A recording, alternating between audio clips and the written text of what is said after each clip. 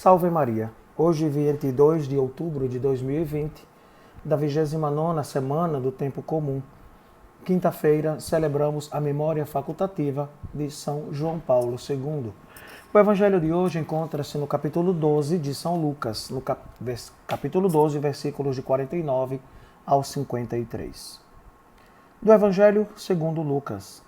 Naquele tempo, disse Jesus a seus discípulos: Eu vim para lançar fogo sobre a terra, e como gostaria que já estivesse aceso. Devo receber um batismo, e como estou ansioso até que se cumpra. Vós pensais que eu vim trazer a paz sobre a terra? Pelo contrário, eu vos digo, vim trazer divisão, pois daqui em diante, numa família de 5 pessoas, 3 ficarão divididas contra 2, e 2 contra 3. Ficarão divididos pai contra o filho e o filho contra o pai. A mãe contra a filha e a filha contra a mãe. A sogra contra a nora e a nora contra a sogra. Palavra da salvação. Glória a vós, Senhor. Caríssimos, nos deparamos nesta perícope, capítulo 12 de São Lucas, que nos traz esta experiência, que lá alarga o nosso horizonte sobre a questão do fim dos tempos. E Jesus traz esta expressão do fogo, e ele diz: Eu vi lançar fogo sobre a terra, e como eu gostaria que já estivesse aceso. Para entendermos esta realidade, é interessante percebemos, os antigos falavam deste fogo como uma ação de Deus.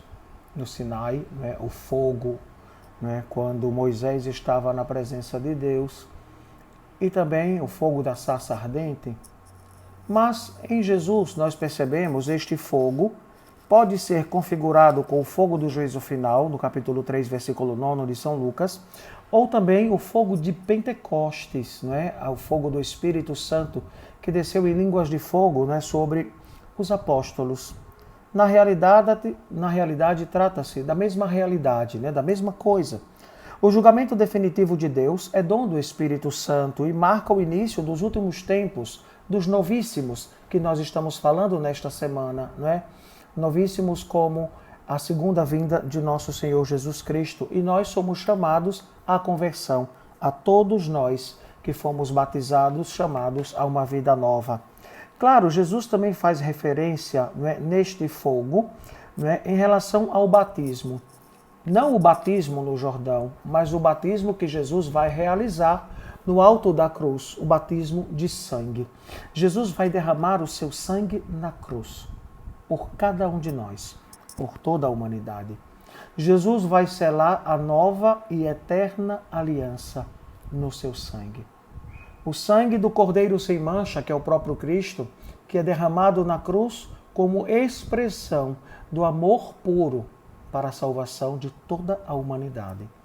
Todo aquele que crer será salvo, e quem não crer se condena a si mesmo pelo fato de não crer, pelo fato de ir contra o Espírito Santo, porque não crê no Espírito Santo, porque não crê no Cristo, e com isso peca contra o Espírito Santo.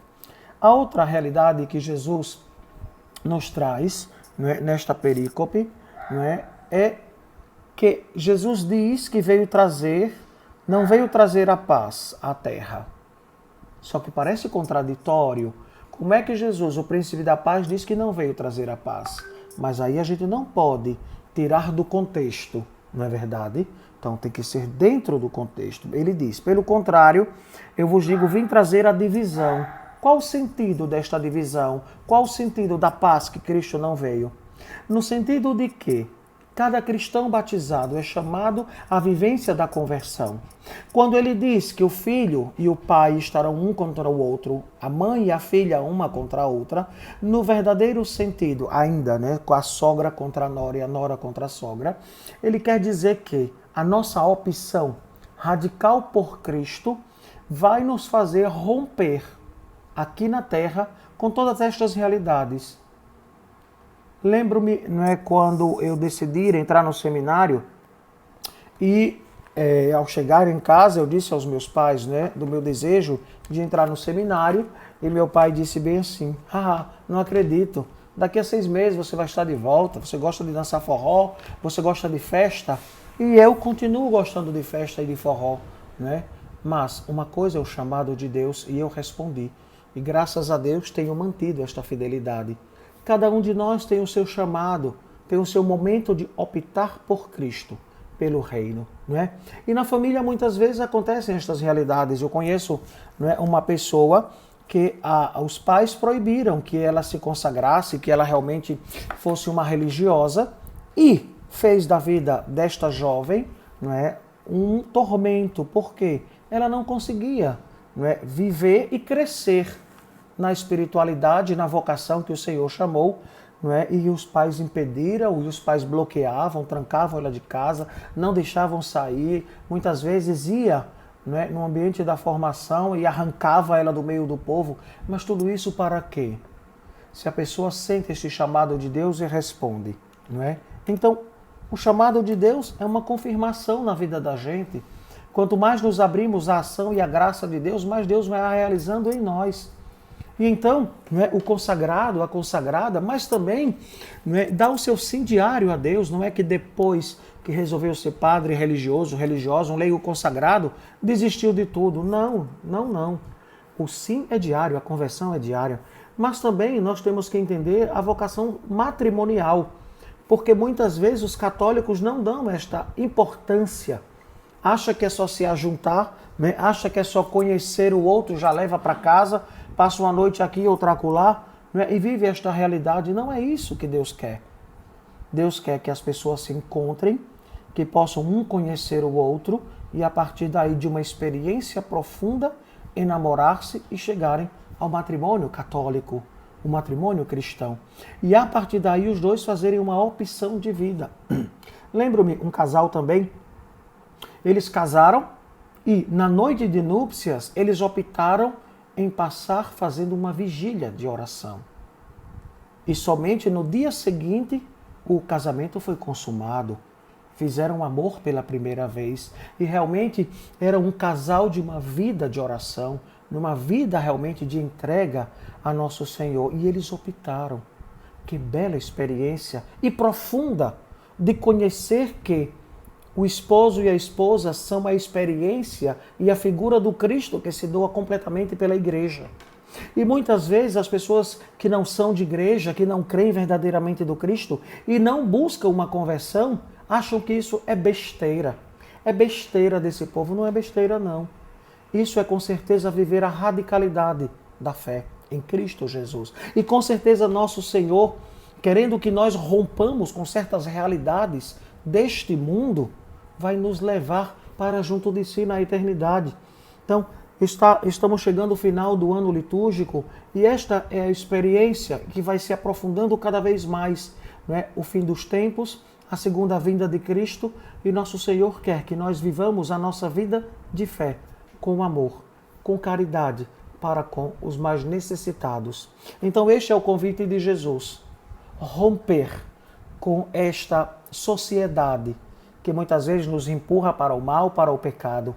Romper com a maldade desta humanidade. Romper com aquilo que não nos aproxima e não nos leva para Deus. Seja louvado o nosso Senhor Jesus Cristo. Para sempre seja louvado. Pai de misericórdia, te pedimos a tua graça e a tua bênção sobre estes vossos filhos. Que o Espírito Santo possa conduzi-los a cada dia e que São Miguel Arcanjo ele possa livrar de toda e qualquer cilada do inimigo. Em nome do Pai, do Filho e do Espírito Santo. Amém. Claro, não podíamos também deixar de falar, não é, da experiência com o Santo João Paulo II.